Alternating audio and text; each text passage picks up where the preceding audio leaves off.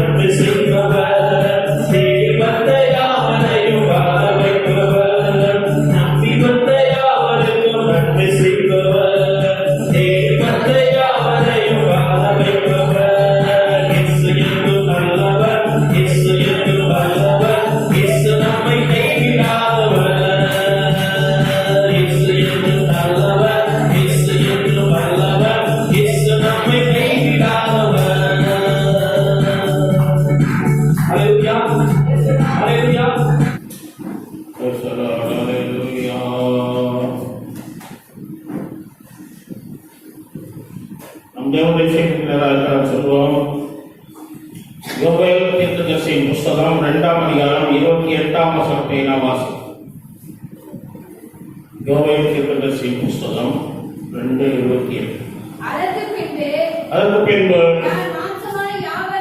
மாம்சமான யாவர் மேல் ஆவியை ஊற்றுவேன்.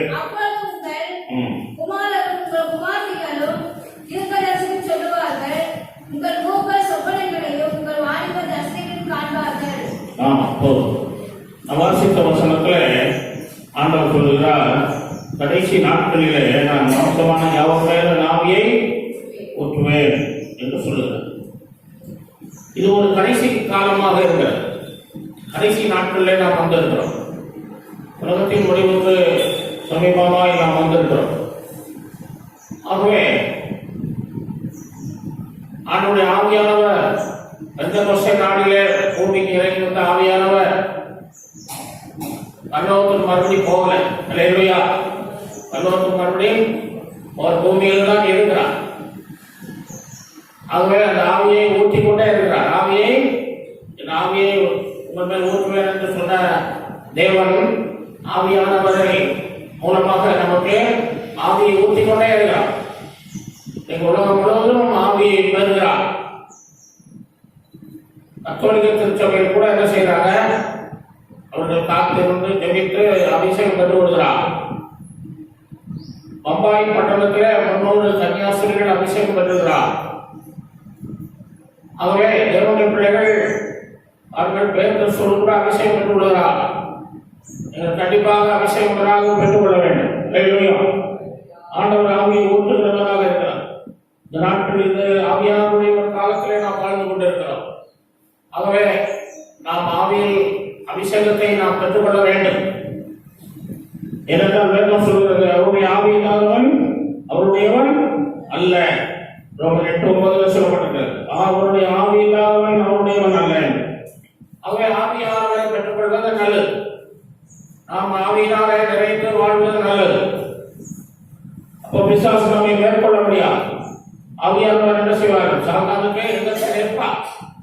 நம்முடைய பலத்தினாலே சாத்தானை எச்சரிக்க முடியாது. ஆண்டவர் நம்மோடு, ஆவியானவர் நம்மோடு இருந்தால்தான் சாத்தான் வர முடியாது. அல்லேலூயா. ஆகவே தீய சக்திகள் நம்மை திருட முடியாது. மந்திரவாதம் பிலிசூனியங்கள் நம்மை நெருங்க முடியாது. ஆவியானவரை நாம் பெற்றிருக்க வேண்டும். ஆவிக்குள்ளாக நாம் நிறைந்து வாழ வேண்டும். ஆவி நிறைந்து ஜெபிக்கணும். ஆவி நிறைந்து பாடணும். ஆவி நிறைந்து துதிக்கணும். ஆவி நிறைந்து ஆராதனை செய்ய வேண்டும். அல்லேலூயா. ஆவியானவர் நம்முடைய வாழ்க்கையில வரும்போது நமக்கு என்ன நடக்கும் என்பதை நாம் அறிந்து கொள்ள வேண்டும். ஒரு 5 காரியங்களை நாம் அறிந்து கொள்ள தேவன் நமக்கு உதவி செய்வாராக. முதலாவதாக எசேக்கியேல் 36:27 நான் சொல்ற கவனிங்க. உங்கள் உள்ளத்திலே என் ஆவியை வைத்து உங்களை என் கட்டளைகளில் நடக்கவும் என் நியாயங்களை கைக்கொள்ளவும் அவைகளின்படி செய்யவும் பண்ணுவேன் என்று ஆவியானவர் சொல்லுகிறார். ஆமாண்மையானவர்களே, அவருடைய நம்முடைய உள்ளத்தில் அவருடைய ஆவியை வைத்து அவருடைய கட்டளைகளின்படி நடக்க பண்ணுகிறார். அவருடைய கட்டளைகளை கைக்கொள்ள பண்ணுகிறார். அவருடைய வசனத்தை நாம் கைக்கொண்டு நடக்க திரும்ப செய்யும். அவருடைய ஆவி நம்முடைய உள்ளத்தில் இருப்பதனாலே அவருடைய வசனத்தை நாம் கைக்கொள்ள முடியும். நாம் சுயமாக நம் வேதத்தை என்ன செய்ய முடியாது, பின்பற்ற முடியாது. சுயமாக நாம் எதையும் செய்ய முடியாது. சுயபலத்தால் கர்த்தருடைய வார்த்தைகளை நிறைவேற்ற முடியாது. நாம் எடுத்த தீர்மானங்களை நிறைவேற்ற முடியாது. நாம் ஆண்டவரோடு செய்த உடன்படிக்கைகளை நாம் கைக்கொள்ள முடியாது. அவருடைய ஆவியை நாம் பெற்றிருக்க வேண்டும். அந்த ஆவியானவர் தான் நம்மை நடத்தினால் நாம் அந்த வசனங்களை கைக்கொள்ள முடியும். வசனங்களை புரிந்து கொள்ள முடியும். அல்லேலூயா.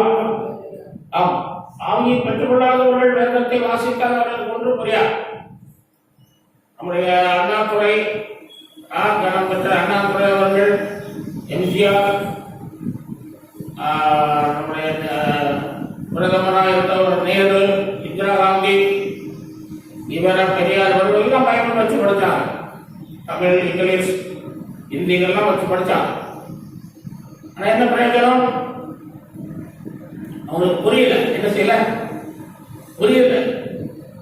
இயேசுதான் தேவன் என்று அவர்களால் அதை புரிந்து கொள்ள முடியவில்லை. ஆகவே நாம் சுயமாய் வாசிப்பதனாலே, அபிஷேகம் பெறாமல் வாசிப்பதனாலே நமக்கு ஒன்றும் புரியாது, கண்ணை கட்டி காட்டில் விட்ட மாதிரி இருக்கும். ஆகவே நீங்கள் வேதத்தை புரிந்து கொள்ள வேண்டுமானால் உங்களுடைய கண்கள் திறக்கப்பட வேண்டும். அல்லேலூயா. உங்கள் கண்கள் திறக்கப்பட வேண்டும். கண்கள் திறக்கப்பட்டால்தான் வேதத்தை நீங்கள் புரிந்து கொள்ள முடியும். அதான் ஒரு தாவீது சொல்லுகிறார், உங்களுடைய வேதத்தை நான் அறிந்து கொள்ளக்கூடிய கண்களை 119:18 சொல்கிறார். உங்களுடைய வசனங்களை நான் அறிந்து கொள்ளக்கூடிய கண்களை திறந்தள்ளும்.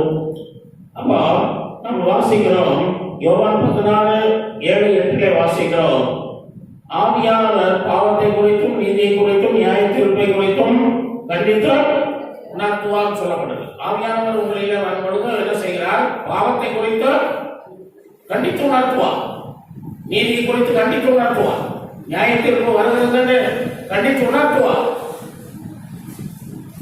ஆண்டவர் உங்களோடு பேசுவார், ஆவியானவர் மூலமாக பேசுவார், ஆவியானவர் உங்கள் மேல் அசைவாடுவார், ஆவியானவர் சத்தியத்தை உங்களுக்கு வெளிப்படுத்தி தருவார், பாவத்தை குறித்து போதிப்பார். பாவத்தை செய்யும்போது ஆமா பாவம் செய்யாதவங்க யார் தான் இருக்கிறா அப்படின்னு சொல்லி நம்ம ஒரு துணிவு வரும்.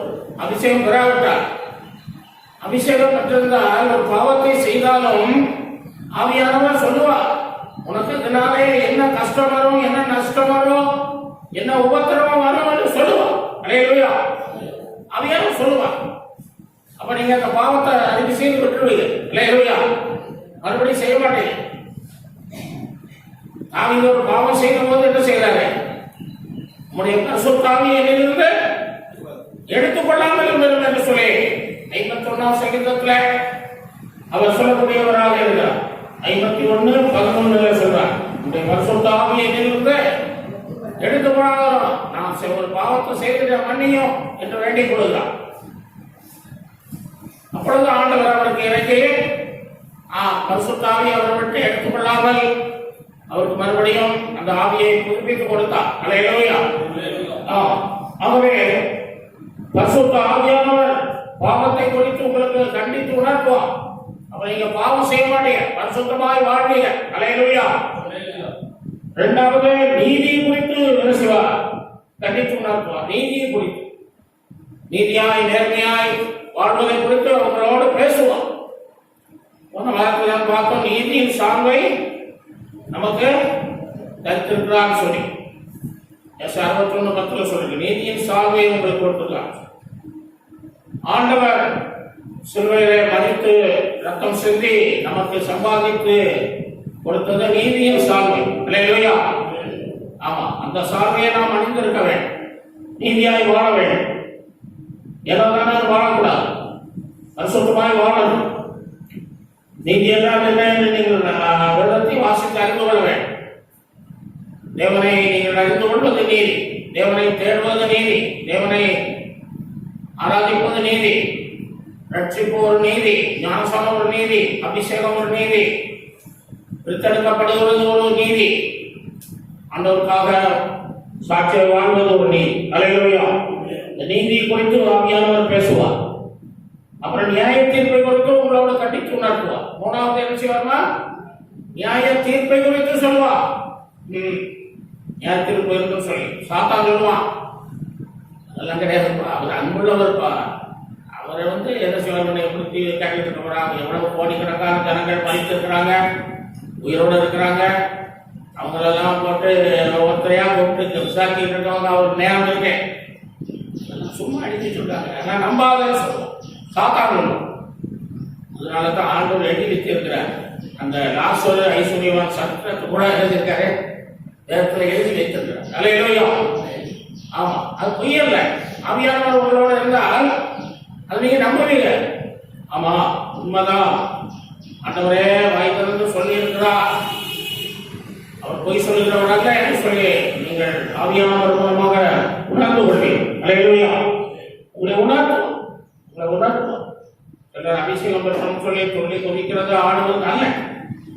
அது ஒரு பக்கம் இருந்தாலும், அந்த உற்சாகம் இருந்தாலும், அந்த ஆவியானவருடைய நிறைவினாலே அவருடைய சரீரங்கள் அசைந்து ஆடினாலும் உணர்வு ரொம்ப முக்கியம். அல்லேலூயா. நாம் உணர்வு உள்ளவர்களாக இருக்க வேண்டும். இதனால என்ன பலன், இதனால என்ன நடக்கும் என்பதை ஆவியானவர் உங்களுக்கு போதித்து உணர்த்துவார். நீங்கள் பெற்ற ஆவி உண்மையான ஆவியா இருக்குமான உணர்த்துவார். இந்த கடையர்கள் சிறந்த கட்சிகளை போய் சேர்ந்திருக்காங்க. எதில் சேர்ந்திருக்காங்க? நம்ம சபையில் உள்ளவங்க ஒரு சிலர் கட்சியில சேர்ந்து பணம் வசூல் பண்றதாக சொன்னாங்க. நம்ம ஒரே கட்சி இயேசு கட்சி. என்ன கட்சி? நம்ம கட்சி இயேசு கட்சி. அல்லேலூயா. யார் வந்து கேட்டா என்ன சொல்லுங்க? ஐயா நாங்க இயேசு கட்சியில இருக்கோம், நாங்க வேற கட்சியில சேர மாட்டோம். அல்லேலூயா. நம்ம கட்சி இயேசு கட்சி. நம்ம கோஷம் அல்லேலூயா. நம்ம கொடி சிலுவை. நம்ம ஆட்சி 1000 வருஷம். நம்ம ராஜா இயேசு. ஆளுவோம் 1000 வருஷம் ஆளும். அல்லேலூயா. யூதாஸ் பாருங்க, அவன் போயிட்டு அபிஷேகம் பெறாதனால அவனுக்குள்ள பிசாசு உள்ள போயிட்டான். பிசாசு எப்படி வருவான்னா, நம்மையும் அவன் பிசாசு பார்த்துட்டே இருப்பான். இவன் எதுல வீக்கா இருக்கான்? அவன் யூதாஸ் எதுல வீக்கா இருக்கிறான்? பண விஷயத்துல. ஒரு பெண் விஷயத்துல இல்ல, வேற விஷயத்துல இல்ல, பண விஷயத்துல கொஞ்சம் வீக்கா இருக்கிறதை அவங்க அறிகிறார். சாத்தான் பார்த்து அவனுக்குள்ள போகுது பாருங்க. அதனால அவன் என்ன செய்யறான்? அந்த கட்சிக்காரங்க போறான். கட்சிக்காரங்க போய் பேசுறான், எல்லாம் பேசுறான். கட்சிக்காரங்க நம்மளும் ஆட்சி இப்போ தேர்தல் நடக்க போகுது, நம்மளும் என்ன செய்வோம்? அதெல்லாம் பேசுவோம். ஐயா 500 ரூபா கொடுத்தா போட்டு போடுவோம், எங்களுக்கு என்ன தருவீங்க? அதெல்லாம் சாபமானது. என்னங்க சாபம்? அதெல்லாம் வாங்கக்கூடாது. அல்லேலூயா. இலவசமா எதுவுமே வாங்காது, அதெல்லாம் சாபம். இல்லைங்களா? ரேஷன்ல அது கொடுக்குறான்னா அது கவர்மெண்ட் கொடுக்குறத வாங்குங்க. அதுக்காக நீ ஓட்டு போட்டா தான் போடுறதுக்காக காசு வாங்காதீங்க. அல்லேலூயா.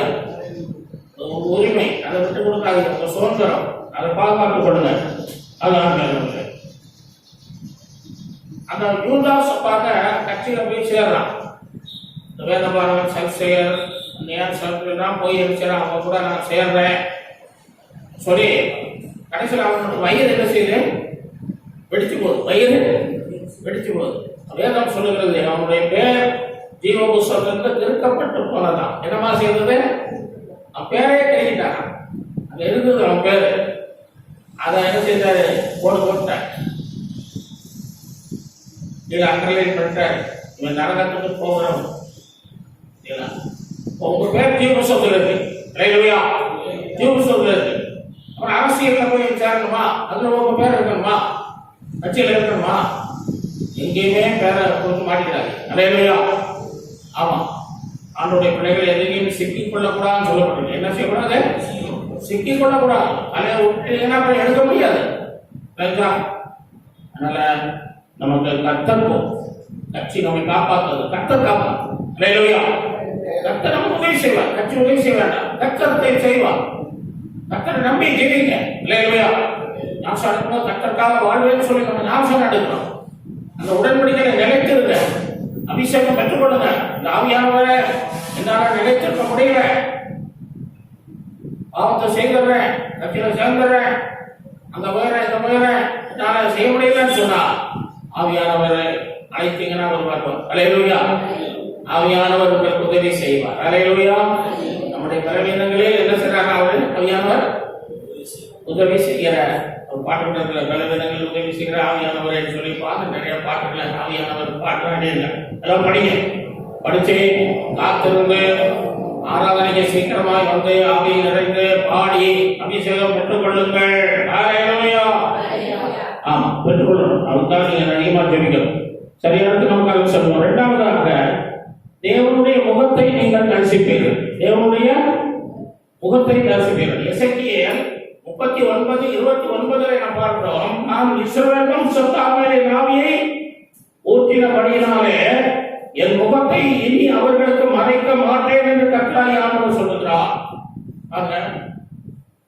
அந்த ஆவியை ஆண்டவர் வந்து உங்கள் மேல் ஊற்றினபடினாலே நீங்கள் என்ன செய்கிறீர்களா? அவருடைய முகத்தை பார்க்க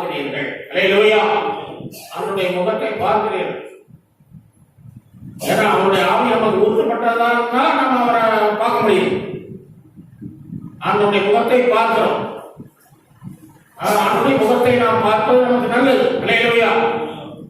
ஆமா, தாவீது சொல்றார், நான் விழிக்கும் போது உடைய முகத்திலே விழிப்பேன். அல்லேலூயா.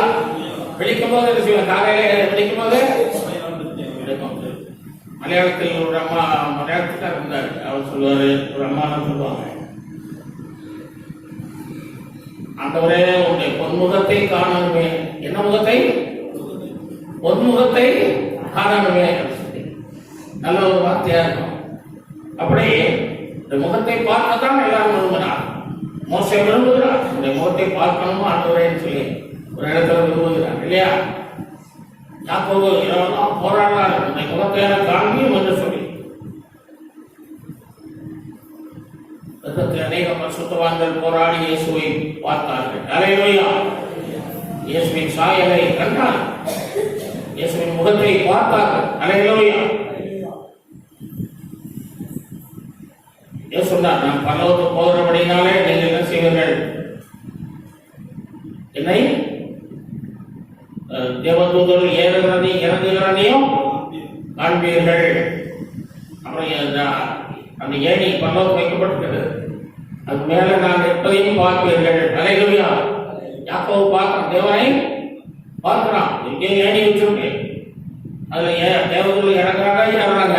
அப்புறம் ஏறிட்டு பார்த்தா அந்த அதுக்கு மேல, ஏணிக்கு மேல யார் நிற்கிறது? அந்த தேவன் இருக்கிறார். அல்லேலூயா. நான் சொல்ல சொன்னதை செய்யும் உன்னை கைவிடவே மாட்டேன், நான் உன்னோடு வருவேன், உன்னை திரும்பவும் இந்த தேசத்துக்கு கொண்டு வருவேன். அல்லேலூயா. சிலர்லாம் வெளிநாட்டுக்கு போனவங்கலாம் வர முடியாத சூழ்நிலை இருந்தாங்க. ஆனா ஆண்டவர் மறுபடியும் கொண்டு வந்திருக்கார். அல்லேலூயா. ஆண்டவர் தான் கொண்டு வந்திருக்கார். ஆகவே தேவன் சொல்றதை அவர் செய்வார், நிச்சயம் செய்வார். அப்ப தேவனுடைய முகத்தை நாம் பார்ப்பது நல்லது. தேவனுடைய முகத்தை பார்ப்பது நமக்கு மகிமையானது. தேவனுடைய முகத்தை பார்ப்பது ஆசீர்வாதமானது. தேவனுடைய முகத்தை பார்ப்பது நமக்கு திருப்தியானது. தேவனுடைய முகத்தை பார்ப்பது நமக்கு நன்மையானது. தேவனுடைய முகத்தை நாம் பார்க்க எப்போது வருமானம்? பாதரே பாடல்கள்ல எழுதியிருக்கிறான், முகத்தை பார்க்கணுமே அப்படின்னு சொல்லி. ஆகவே அவருடைய முகத்தை நீங்கள் பார்க்க விரும்ப வேண்டும். அல்லேலூயா. சபையில் இயேசு எப்படிப்பட்டவர் என்பதை முகத்தை பார்க்க விரும்பினார். அல்லேலூயா. அவருடைய முகத்தை பார்க்க விரும்பினார். அப்படின்னா அன்னைக்கே அந்த விரும்பின அன்னைக்கே ஆசீர்வாதம் பெற்றுட்டான். அல்லேலூயா. அவரை நல்லா பார்த்துட்டான். அவருடைய முகத்தை பார்க்கும் போது அவனுடைய குடும்பத்துக்கு எல்லாம் என்ன வந்தது? ரட்சிப்பு அந்த நமக்கு இருந்த எல்லா கஷ்டமும் மாறி சமாதானம் உண்டாயி, மகிழ்ச்சி உண்டாயி. இயேசு அவன் வீட்டுக்கு வந்தா, ஒரு செருப்பு தைக்கிற தொழிலாளி இருந்தார். அவருடைய மனைவி சோகம் இல்லாம இறந்து போச்சு. ஒரு பையனை இருந்தான், பையன் இருந்தான், அவனையும் கஷ்டப்பட்டு வளர்த்தாரு. அவனும் சில காலங்களில் சுகம் இல்லாமல் செத்து போனான். அப்ப அந்த தொழிலாளி ஆண்டவர்கிட்ட அழுதான், ஆண்டவரே யாருமே இல்லையே, நான் தனிமையா இருக்கேன் ஐயா, உங்க முகத்தையாவது எனக்கு காட்டுங்க, உங்க முகத்தையாவது காட்டுங்க அப்படின்னு சொல்லி நேரிட்டு அழுதான். சில நாட்கள் அழுதுகிட்டே இருந்தான். ஒரு நாள் ஆண்டவர் வந்தார், அவனுடைய தரிசனத்துல வந்து, நாளைக்கு நான் உன் வீட்டுக்கு வருவேன் அப்படின்னு சொல்லி, நாளைக்கு வீட்டுக்கு வருவேன்னு சொல்லி ரொம்ப ஆசையா என்ன செய்யலாம், செருப்பு கடைக்கு போய் செருப்பை வேகமா நல்லா தச்சு கொஞ்சம் காசு சம்பாதித்து அன்றைக்கு நல்லா வேலை செய்து வரும்போது பிரெட்டு, பால், ஸ்வீட் எல்லாம் வாங்கிட்டு வந்தான். ஆண்டவர் கொடுக்கணும்னு சொல்லிட்டு வீட்டுக்கு வருவாரு, கொடுக்கணும்னு சொல்லி அவன் உடம்பு வச்சிருந்தான். காலையில ராத்திரி வாங்கி வந்துட்டான், காலையில எல்லாம் ரெடியா வச்சிருந்தான். இப்போ வருவாருன்னு அவன் வீட்டுக்கு வெளியே போய் ரோட்டையே பார்க்குறான், வரான்னு சொல்லி. ஒரு வயதானவர் வந்தான். வயதானவர் நடுமாறி நடக்க முடியாம இருப்பான். அப்போ பாவமா அவன் பார்த்தான், இவர் ரொம்ப பாவமா இருக்காரு, பாவம் சாப்பிட்டு நல்லா இருக்க தெரியல அப்படின்னு சொல்லி அவங்க ஐயா கொடுத்து வந்து அவனுக்கு அந்த பாறையும் கொடுத்து அந்த பிரெட்டையும் கொடுத்தான். அல்லேலூயா. சாப்பிட்டு நீ நல்லா இருப்பீங்கன்னு சொல்லிட்டு அவன் போயிட்டான். ரோட்டு போய் கேட்டு பார்க்குறான், வரல. அங்க ஒரு தாய் வருகிறார், ஒரு குழந்தையை மார்பிலே அழைத்து கொண்டு வருகிறார். அவளை பார்த்தா பாவமா இருக்குது. சேலையெல்லாம் கிழிஞ்சு சரியா போட்டுக்கிறா. அந்த பிள்ளைக்கும் சரியான உடம்பு இல்லை, குளிர் இல்லை, பிள்ளை ஆடு குளிர் இல்லை, நடுது. அப்போ அவனுடைய மகனுக்கு வைத்திருந்த ஒரு கோட்டை இருந்தது, கோட்டை பத்திரமா வச்சிருந்தார். அந்த கோட்டை அந்த பையனுக்கு கொடுத்து, அந்த தாயை அழைத்து கொடுத்து, அந்த தாய்க்கும் வஸ்திரங்களை கொடுத்து, அந்த இருந்த பிரெட்டு அந்த பால் எல்லாம் அந்த குழந்தைக்கு கொடுத்தான். இதுதான் கொடுத்தான். கொடுத்தவங்களும் நல்லா இருக்குன்னு சொல்லி போயிட்டாங்க. அதை பார்த்துட்டே இருந்தான். மத்தியானம் ஆயிடுச்சு, சொன்னாங்க காணோம். அங்க ஒரு சிறுவன் வருது, ஒரு சின்ன பையன் வந்து. அவனும் ரொம்ப பாவமா செய்தான். சரியான அவசரம் இல்லாமல் அப்படி வரான். அவனை பார்த்து ஐயோ நம்ம பையன் மாதிரி இருக்கானேன்னு சொல்லி அவனையும் கூப்பிட்டு இருந்த ஸ்வீட்டு அதெல்லாம் ஆட்டை கொடுக்குறான். அவனும் சாப்பிட்டு சந்தோஷமா போயிட்டான். அப்புறம் என்ன பண்ணான், ஏசுனார் வந்துட்டா என்ன செய்ய அப்படின்னு ஓடி போய் கடையை திறந்து மறுபடியும் செருப்புகளை தைச்சான். வேகமா தச்சு கொஞ்சம் காசு உண்டாக்கி மறுபடியும் வீட்டுக்கு மறுபடியும் பால் பழம் ஸ்வீட்லாம் வாங்கிட்டு வந்துட்டான். வாங்கிட்டு வந்து வச்சிடலாம், ஆண்டவர் வருவான்னு சொல்லிட்டு ஆண்டவர் என்ன செய்யல, அன்னைக்கு வரல. அன்னைக்கு ராத்திரிலாம் அழுதுகிட்டே இருந்தான். ஆண்டவரே எல்லாம் வாங்கி வச்சுக்கணையா, நீ வரலையே அப்படின்னு சொல்லி ஆண்டவர் தரிசனத்திலே அவனோடு பேசினான். நான் உன் வீட்டுக்கு வந்தேன்னு சொன்னேன். நீங்க வரலையே, நான் அப்படி வந்து எவ்வளோ பார்க்கனே அப்படின்னு சொல்லிட்டே இருந்தேயா.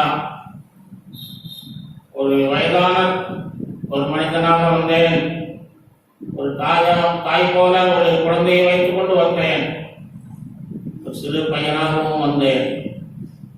இந்த சிறியரில் ஒருவனுக்கு எதை செய்தாயோ அதை எனக்கே செய்தார், என் முகத்தை உனக்கு காண்பித்தேன் என்று சொன்னார். அல்லேலூயா. வீட்டிற்கு வந்தேன் என்று சொன்னார். ஆத்மானவர்களே, ஆகவே தேவனுடைய முகத்தை நாம் அப்படித்தான் பார்க்க முடியும். அல்லேலூயா. தேவனுடைய முகத்தை நாம் பார்க்க விரும்ப வேண்டும். மோசேயை பற்றி வேதம் சொல்லுகிறது. 34 உபாகமம் 34:12 மோசே போல முகமுகமாய் தேவனை பார்த்தவர்கள் யாருமே இல்லை என்று சொல்லப்பட்டிருக்கிறது. யோபு 42:5 நாம் வாசிக்கிறோம். ஆண்டவரே, என்னுடைய காதினால் உம்மை கேள்விப்பட்டேன், இப்பொழுது உம்மை காண்கிறேன் என்று சொல்லுகிறான். அதனால ஏற்கனவே கேள்விப்பட்டுதான், அதனால ஆண்டவர் பின்பற்றினான். ஆனா ஆண்டவர் அவர் பார்க்கல. இந்த பாடுகளுக்கு பிறகு பார்க்கிறான். பாடுகளுக்கு பிறகுதான் ஆண்டவருடைய முகத்தை அவர் பார்க்கிறான். நீங்களும் பாடுகளுக்கு பிறகுதான் நீங்கள் ஆண்டவரை பார்க்க முடியும். அல்லேலூயா. முற்புறத்திலும் பிற்புறத்திலும் நெருக்கி அப்புறம் தான் செய்வாரா, இந்த கையை உங்கள் மேல் வைத்து உங்களை தன்னுடைய முகத்தை காண்பித்து உங்களை ஆசீர்வதிக்கிறார் என்று சங்கீதம் சொல்லுகிறேன். ஆகவே அவரோடு கூட பாடுபட்டால் அவரோட ஆளுகையும் செய்வோம், அவருடைய முகத்தை பார்ப்போம் என்பதாக அன்பன் தேவர்களே. ஆகவே பாடுகளுக்கு பின் நாம் கர்த்தரை பார்க்க முடியும். ஆண்டவருக்காக நாம் ஜீவிக்க ஒப்புக் கொடுப்போம். நாம் பின்வாங்கி போகக்கூடாது. பின்வாங்கி போனால் நம் ஆண்டவருடைய முகத்தை பார்க்க முடியாது. ஆகவே அவருடைய ஆவியை நாம் பெற்று கொண்டால் அவரை நாம் காண முடியும். ஏசாயா 63:10 வாசிக்கிறோம். அவர்களும் கலகம் பண்ணி அவருடைய பரிசுத்த ஆவியை விசனப்படுத்தினார்கள் என்று சொல்லப்படுகிறது. பரிசுத்த ஆவியை நாம் பெற்ற பரிசுத்த ஆவியானவர்களுக்கு விசனப்படுத்தக்கூடாது. எபேசியர் 4:30 சொல்லப்பட்டிருக்கிறது. நீங்கள் மீட்கப்படும் நாளுக்கு பெற்ற முத்திரையாக பெற்ற தேவனுடைய பரிசுத்த ஆவியை என்ன செய்யாதீங்க, துக்கப்படுத்தாதீர்கள். பரிசுத்த ஆவியானவரை துக்கப்படுத்தாதீர்கள். சகல விதமான கசப்பும் கோபமும் மூர்க்கமும் கூக்குரலும் துர்குணமும் எல்லா கெட்ட பழக்கங்களை விட்டு நீங்கள் ஒருவருக்கொருவர் தயவாயும் அன்பாயும் இருந்து ஒருவருக்கொருவர் மன்னியுங்கள். ஒருவருக்கொருவர் மன்னியுங்கள். ஏன்னா அந்த எதிரிகள் இருக்கிறதா அவனுக்கு கோபம் வருது, கசப்பு வருது, மூர்க்கம் வருது, கூக்குரல் எழுதுகிறான், தூசண வார்த்தைகளை பேசுகிறான். எதிரிகள், இந்த எதிரிகளை மன்னிங்க. ஆண்டவர் சொன்னாரே, ஒருவருக்கொருவர் என்ன செய்ய, குற்றங்களை அடிக்கேற்ற மன்னிங்க, அப்போ ஒரு வியாதி கூட சுகமாகும் சொல்றார். யாக்கோபு 4:14-15 சொல்ற 5:14-15 சொல்றார். பாவங்களை விஷயங்க அறிக்கையிட்டு ஜெபம் பண்ணுங்க. ஒரு அறிக்கை எடுங்க, மன்னிங்க, ஒரு மன்னிங்க, யாக்கி சோமாயின்னு சொல்றேன். ஆகவே நாம வாழ்க்கையில அப்படிப்பட்டதான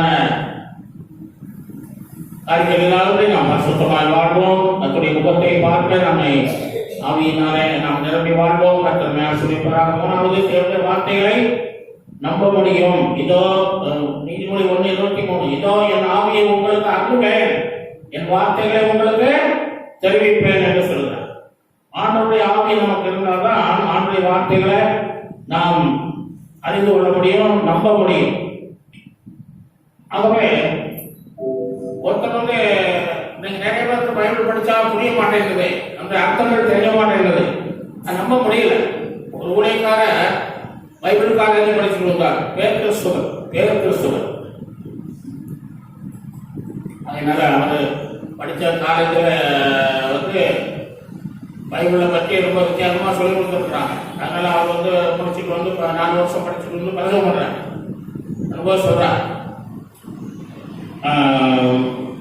இஸ்ரவேல் ஜனங்கள் செங்கடலை கடந்து போனார்கள். அந்த செங்கடல் முழங்கால் அளவு தண்ணி தான் அப்ப இருந்துச்சான், அதனால தான் கடந்து போயிட்டாங்க. அவர் பிரசவம் பண்றார்.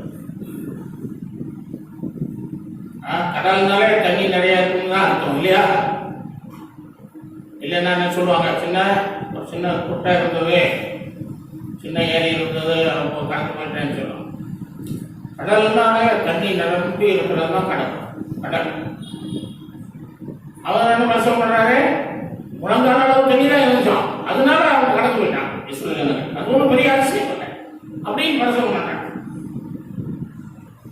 அப்ப அங்க இருந்த ஒரு அம்மா, நல்ல ஒரு ஆவிக்குரிய அம்மா இருந்தது. அந்த அம்மா அல்லேலூயா கத்திருச்சான். உடனே அப்படி பார்த்தாரா, என்னம்மா சொன்னீங்க? அவையா, நீங்க சொன்ன மாதிரி மனதளவு தண்ணி இருந்து சொன்னீங்க, சரிண்ணா. அப்படியே இருந்தாலும் இஸ்ரவேல் அந்த எகிப்தியர் அந்த செங்கடல்ல என்ன செய்தாங்க, செத்து போயிட்டாங்களே, அது பெரிய அற்புதம் அல்லவா அப்படின்னு. அல்லேலூயா. அப்போ அந்த பரிசுகார இடத்துல கருத்தமே ஒரு ஓடல இறங்கி போயிட்டாராம். அப்படி தேவனுடைய பிள்ளைகள் வேத வசனத்தை நல்லா அறிந்தது. அல்லேலூயா. ஆவியானவர் உங்களுக்கு எல்லாவற்றையும் அறியக்கூடிய கிருபை செய்வார். ஒரு ஊழியக்காரர் சொல்றாரு, நோவாவின் பிழையில சகல ஜாதி மிருகங்களும், சகலவித பறவைகளும், சகலவித ஊர்வன பிராணிகளும் இருந்தது என்று வேதம் சொல்லுது. அது எப்படி ஒரு கப்பல்ல அதெல்லாம் இருக்க முடியும், பேழையில இருக்க முடியும்? அதை நான் ஏற்றுக்கொள்ள முடியவில்லை என்று சொல்லுகிறார். அவருக்கு ஏற்றுக்கொள்ள முடியும். ஒரு ஊழியர் சொல்றாங்க, யோனாவை மீன் விழுங்கி மீன் வயிற்றுல 3 நாள் இருந்தார்னு சொல்வதை யார் நம்புவது அப்படிங்கிறார். நம்ப முடியலையா? அவர் பரிசுத்தாவின் அபிஷேகம் பெறாத ஊழியர்கள் அப்படித்தான் இருப்பார்கள். அதனால பரிசுத்தாவின் அபிஷேகம் பெற்றுக்கொள்ளும். அல்லேலூயா. சீசர்கள் இயேசுவோடு கூட 3 வருஷம் இருந்தாலும் அவங்களை பார்த்து என்ன சொன்னாரு, நீங்க பரிசுத்தாவின் அபிஷேகம் பெறுவதற்கு எருசலேமில் காத்திருங்கள் என்று கட்டளையிட்டார். எருசலேமில் என்ன செய்யுங்க, காத்திருங்கள் என்று. அவங்க 10 நாள் காத்திருந்தாங்க. எத்தனை நாள்? இயேசு பரமேறி சென்ற பிறகு 10 நாள் காத்திருக்காங்க. ஒரே இடத்துல கூடி ஒரு மேல் வீட்டுல 10 நாள் காத்திருக்கிறாங்க. சாப்பிட்டாங்க, சாப்பிட தெரியல. அந்த பரிசுத்தாவியை அப்படி விரும்பினாங்க. என்ன செய்தாங்க? விரும்பினாங்க. அப்புறம் 10 நாள் வச்சு அந்த அபிஷேகத்தை அவங்க பெற்றுக்கொண்டாங்க. காத்திருந்து அபிஷேகத்தை பெற்றுக்கொண்ட பிறகுதான் அவங்களுக்கும் அந்த வேதமெல்லாம் புரிஞ்சது. இயேசு 3 வருஷம் பிரசவமான வார்த்தையெல்லாம் நிற்கிறது, புரிந்தது, நல்லா ஞாபகத்துக்கு வந்தது. மத்தேயு என்ன செய்தாரு? அபிஷேகம் பெற்றவரை மத்தேயு சுவிசேஷம் எழுதினார். மார்க் என்ன பண்ணாரு? அபிஷேகம் பெற்றவரை மார்க் புத்தகத்தை எழுதினார். எங்கெல்லாம் இயேசு போனார் வந்தாரு எல்லாம் கணக்கு எழுதிருக்காங்களா? எல்லாம் தனித்தனியா எழுதினாங்க. இந்த 4 சுவிசேஷங்களும் அபிஷேகம் பெற்றவர்கள் தனித்தனியா எழுதினாலும் எல்லாம் சேர்ந்து வருது இல்லையா? இயேசுடைய வாழ்க்கையின் சரித்திரம் எல்லாத்தையும் நாமே சேர்ந்து மத்திய மார்க் லூக்காவில் இயேசுவின் பிறப்பு சொல்லப்பட்டிருக்கோம். மார்க்கில் இயேசுவின் ஊழியம் சொல்லப்பட்டிருக்கோம். யோவான்ல இயேசு செய்த அற்புதங்கள் சொல்லப்பட்டிருக்கும். இந்த 3 புத்தகத்தில் இல்லாத அற்புதம் தான் காணாவூர் அற்புதத்தை அந்த அவர் எழுதுறார் இல்லையா? ஆவியானவர் வித்தியாசமான விதத்துல நாம் படிக்கக்கூடிய அளவுல எல்லாம் உணவோடு எழுதியிருந்தாங்கன்னா எல்லாம் என்ன ஒரே தான் எழுதியிருக்காங்க, ஒரே சாம்பார் தான் போடுறாங்க அப்படின்னு சொல்லி வெறுத்துற மாதிரி இல்லாம நல்லா வாசிக்கிற மாதிரி அல்லேலூயா மீண்டும் எப்போதும் வாசிக்கலாம்னு ஆவலாக இருக்கிறார். அப்படி எழுதியிருக்கிறாங்க இல்லையா? அப்ப ஆவியானவர் அவங்களுக்கு என்ன செய்யறாரு? 3 வருஷத்துக்கு முன்னால உள்ளதெல்லாம் வெளிப்படுத்துறார். அல்லேலூயா. அவர் பிறந்தது வளர்ந்தது எல்லாம் ஆவியான கூட இருந்து வெளிப்படுத்தி பிறந்தது வளர்ந்ததெல்லாம் எழுதியிருக்கிறார். அல்லேலூயா. ஆவியானவர் சகல சக்திக்குள்ள உங்களை நடத்துவோம். சகல காரியங்களை அவர் வரும்போது தெரிவிப்பார். ஆகவே ஆவியை நிச்சயமாக நீங்கள் பெற்றிருக்க வேண்டும். அல்லேலூயா. அதை நம்பணும். வேதத்தை நீங்க எல்லாத்தையும் நம்பணும். எல்லா வசனங்களையும் நம்பணும். அல்லேலூயா. அந்த ஒரு மனிதன் எலிசாவின் நாட்களிலே சமாரியாவிலே கொடிய பஞ்சம் உண்டாயிற்று. ஒரு கடிதத்துல 80 மணி காசு கொடுத்துதான். அப்படியே ரொம்ப கஷ்டமான காலங்களிலே, நெருக்கமான காலங்களிலே எலிசா சமாரியாவுக்கு வருகிறார். ஜனங்கள்லாம் சூழ்ந்து கொண்டு யார் இப்படி பஞ்சத்துல கஷ்டப்படுறமேன்னு சொல்லி அழுறாங்க, கஷ்டத்தெல்லாம் சொல்றாங்க. அவர் சொன்ன நாளைக்கு இந்த நேரத்தில் சமாரியாவிலே வாசலிலே ஒரு மரக்கால் கோதுமை மாவு ஒரு சேர்க்கலுக்கும், 2 மரக்கால் வார்கோதுமை ஒரு சேர்க்கலுக்கும் நாளைக்கு போடப்படும் என்று சொல்லுகிறார். இன்னைக்கு சொல்றாங்க நாளைக்கு போடணும். ஆனா எப்படி ஒண்ணு சில எல்லாரும் யோசிக்கிறாங்க. ஆனால் இவர் தேவனுடைய மனுஷன். இவர் சொன்ன வார்த்தை வீண் போகாதே, சொன்னது நடக்கும் என்று அவர் நம்புகிறார். நடக்கும் என்று நம்புகிறார். உடனே என்ன செய்யறாங்க? எல்லாரும் விசுவாசிக்கிறாங்க. எல்லாரும் அந்த நாளைக்கு நமக்கு நல்ல ஆதாரம் தரப்போகிறாங்க விசுவாசிக்கிறாங்க. பஞ்சமெல்லாம் மாறப்போகுது, நம்ம கஷ்டமெல்லாம் தீரப்போகுது, உடைக்கார மூலமா கர்த்தருடைய வார்த்தை வந்திருக்குன்னு சொல்லி. ஆனா வர்றதுக்கு வழியே இல்லை.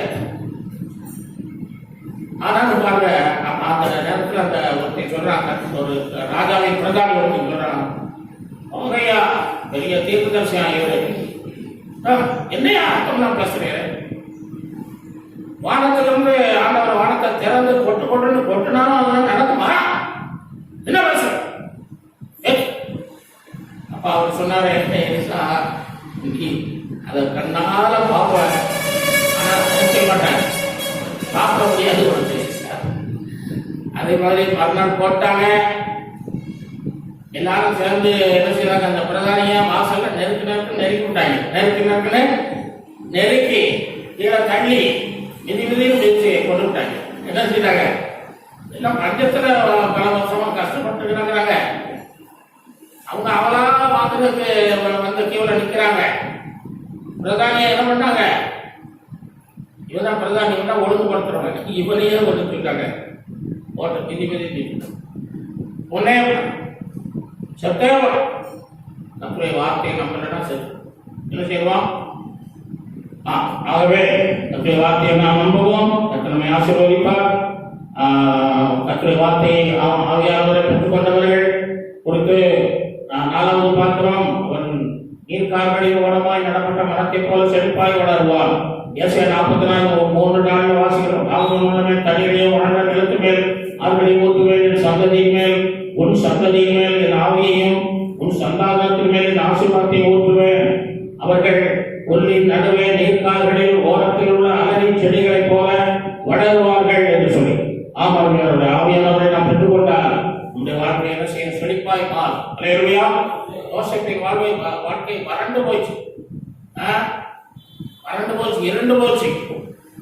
அவனால வெளியே வர முடியாதபடி சிறைச்சாலையை விட்டு போட்டாங்க, உள்ள போட்டாங்க. ஆனாலும் அவன் அபிஷேகம் பெற்றவனா இருந்ததுனாலே அவனை கர்த்தர் அந்த தேசத்துக்கே அதிபதியாக உயர்த்தினார். அல்லேலூயா. அதிபதியாக உயர்த்தினார். யாதியாகமம் 41:38 சொல்கிறது, அப்பொழுது பார்வோன் தன் ஊழியக்காரரை நோக்கி, தேவ ஆவியை பெற்ற இந்த மனுஷனை போல வேறொருவன் உண்டோ என்று சொல்லி ஆச்சரியப்பட்டான். அல்லேலூயா. அவங்க தேவ ஆவியை பெற்றதுனால அவனுக்கு உயர்வு கிடைத்தது. நீங்களும் அபிஷேகம் பெற்றால் உங்க வாழ்க்கை உயரும், தொழில் உயரும், உங்க கைது செய்யற காரியம் உயரும். வீட்டுல சாம்பார் வச்சாலும் ருசியா இருக்கும். அல்லேலூயா. அவன் எல்லாம் ஆசீர்வாதமா இருக்கும். அல்லேலூயா. எல்லாத்தையும் ஆசீர்வதிப்பான். அவனுக்கு கல்யாணத்துக்கு பணம் மட்டும் இருந்தா போதாது. அல்லேலூயா. பணம் இருந்தால் எதையும் செய்ய முடியாது. பணம் இருந்தால் ஒரு நிலத்தை வாங்கலாம், ஒரு தொழிலை செய்யலாம், ஒரு காரியம் செய்யலாம். ஆனால் மனைவியை வாங்க முடியாது. அல்லேலூயா. ஆனால் பணத்தை முக்கியமா கூடாது. திருமணத்துல கர்த்தர் முக்கியமா வைப்போம், கர்த்தர் எல்லாத்தையும் செய்வார். அல்லேலூயா. செய்வோம். 5வது 37 பரிசுத்தாவி அவர்களுக்குள் பிரவேசித்த போது அவர்கள் உயிரடைந்து கால் ஊன்றி பெரிய சேனையாய் நின்றார்கள். எசேக்கியேல் 37:14 சொல்லப்பட்டது, என் ஆவியை உங்களுக்குள் வைப்பேன், நீங்கள் உயிரடைவீர்கள். உலர்ந்து போன எலும்புகள் என்ன செய்யறதா? ஆண்டோடைய ஆவி வந்தவுடனே உயிரோடு எழுதிட்டான். அல்லேலூயா. லாசரு கல்லறையில இயேசு சொல்றாரு, வெளியே வா அப்படின்னாரு. உடனே ஆவியானவர் அங்க இறங்கி என்ன செய்றாரு? அவரை உயிரோடு கொடுத்தார். அல்லேலூயா. அந்த ஆவியானவர் உங்களை உயிரோடு காப்பாற்றுவார். உங்கள் சரீரத்திலே சில வியாதிகள் இருக்கலாம், பலவீனங்கள் இருக்கலாம், உங்கள் சரீரத்திலே சில காரியங்கள் அசைவில்லாமல் இருக்கலாம், செத்து போய் இருக்கலாம். அதையெல்லாம் உயிரடைய செய்வார். அல்லேலூயா. அபிஷேகம் பெற்றுக்கொள்ளுங்கள். மகனாக நட முடியாமல் இருக்கிறார். அப்பாவும் சொன்னேன், நீ ஆவியில் நிறைந்த அந்நியவாசி பேசி ஜெபம் பண்ணேன், கர்த்தர் எலும்புகளை என்ன செய்வார்? வெள்ளங்களுள்ளாக மாற்றுவார். அல்லேலூயா. ஆமா, அவன் சொல்லி அப்படியாக ஒரு நல்ல சுகத்தை கொடுக்கிறார். ஆகவே உலர்ந்த எலும்புகளை உயிரடைய செய்கிற ஆவியானவர் உங்கள் வாழ்க்கையில் இருக்க உணர்ந்து போன தொழில்கள், உணர்ந்து போன பிரயாசங்கள், உணர்ந்து போன வருமானங்கள், உணர்ந்து போன கஷ்டங்கள், நஷ்டங்கள், பாடுகள் எல்லாவற்றையும் உயிரடைய செய்வார். எல்லாரும் எழுந்து நாம் முக்கியமான நாங்கள் ஒப்புக் கொடுப்போம். அவியானவரை நாம் பெற்றுக்கொள்ள கொள்ளாதவர்கள் அவையானவரை பெற்றுக்கொள்வோம். அந்நிய வாசலிருந்து நாம் ஜெபிப்போம். ஆமா, உங்கள் பாவங்களே அவர் உங்களுக்கு செவி கொடாதபடிக்கு அவருடைய முகத்தை உங்களுக்கு மறைக்கிறது என்று ஏசாயா 59:12 வாசி. 59:1-2 சொல்லப்படும். ஆகவே பாவங்கள் அவருடைய முகத்தை மறைக்கிறது. ஆகவே நீங்கள் அபிஷேகம் பெற்றுக்கொண்டால் இந்த பாவங்கள் எல்லாம் உங்களுக்கு ஆண்டவர் மன்னித்து உங்களுக்கு அவருடைய முகத்தை வெளிப்படுத்துவார். அல்லேலூயா. வெளிப்படுத்துவார். முதலாவதாக ஆண்டவர் ஆவியை அனுப்புவேன் என்று சொன்னார், ஊற்றுவேன் என்று சொல்லியிருக்கிறார். அப்ப நம்ம ஆவியை பெற்றுக்கொண்டால் என்ன நடக்கும் என்பதை பார்த்து நம்முடைய வாழ்க்கையில தேவனுடைய கட்டளைகளை கைக்கொள்ள அவர் நமக்கு பலன் தருவார். இரண்டாவது, அவருடைய முகத்தை நாம் தரிசிக்க உதவி செய்வார். மூணாவது, அவருடைய வார்த்தைகளை நாம் நம்பி விசுவாசிக்க திரும்ப செய்வார். நாலாவதாக, நீர்கால்களில் உரமாய் நடப்பட்ட மரத்தை போல் செழிப்பாய் வளர ஆவியானவர் நமக்கு திரும்ப செய்கிறார். நம்முடைய வாழ்க்கையில உலர்ந்து கிடக்கிற எலும்புகளை உயிரடைய செய்வார். அல்லேலூயா. உலர்ந்த வாழ்க்கை, உலர்ந்த குடும்பங்கள், உலர்ந்த நம்பிக்கையில்லாத நிலைமைகள் எல்லாம் உயிரடைய செய்வோம். அல்லேலூயா. கர்த்தரை கத்திரமைப்படுத்துவோம். அல்லேலூயா. அல்லேலூயா. அல்லேலூயா. ஆவியானவரே அபிஷேகத்தை பெற்றுக்கொள்ளாதவர்கள் பெற்றுக்கொள்வார்களாக, அந்நிய வாசிகளை பேசுவார்களாக, ஆவியில் நிறைந்து வாழ்வார்களாக. இந்த ஆவியை ஊற்றுவேன் சொல்கிறேன். ஆவியானவர் கோவிலை எழுது. ஆண்டவரே சோதரம். ஆவியானவரே அவர்கள் அசைவார்கள். கஷ்டங்கள், பாடுகள், துன்பங்கள், தொலைகள் நீங்கள் வாழ்க்கை ஆசீர்வதி. ஆண்டவரே கல்யாணத்துல ஆவியானவர் அசைவாடினதுனாலே எல்லா ஆண்டவரே கஷ்டங்களும் மாறினது போல, எல்லா நன்மைகள் அவமானங்களும் மாறினது போல உங்கள் வாழ்க்கை ஆவியானவர் வந்து ஆண்டவரை அற்புதங்களை செய்வீரா. நமக்கு சோதரம் சோதரம் சோதரம் நம்முடைய நாம மண்படம் தெரியும். உடைய பன்முகத்தை காண ஆவியானவர்களுக்கு உதவி செய்யும். ஆண்டவரே நமக்கு சோதரம் வரைக்கும் பிள்ளைகளை ஆயத்தப்படும். இயேசுவின் நாமத்தில் ஜெபிக்கிறோம் நாங்கள் பிதாவே. ஆத்மாவே கர்த்தரை ஸ்தோத்திரி, மறுபடியுமே பரிசுத்த நாமத்தை ஸ்தோத்திரி. ஆத்மாவே சர்வம் மறவாதே அப்பா. உடைய கர்த்தராகிய இயேசு கிருபை பிதாவாகிய தேவனுடைய அன்பும் பரிசுத்தாவின் அபிஷேகமும் ஆவியானுடைய அசைவாடுகளும் நம் அனைவரோடு பரிசுத்தவான்களோடு இந்த மாறாமல் வருகை நான் மட்டும் இருப்பதா. அல்லேலூயா.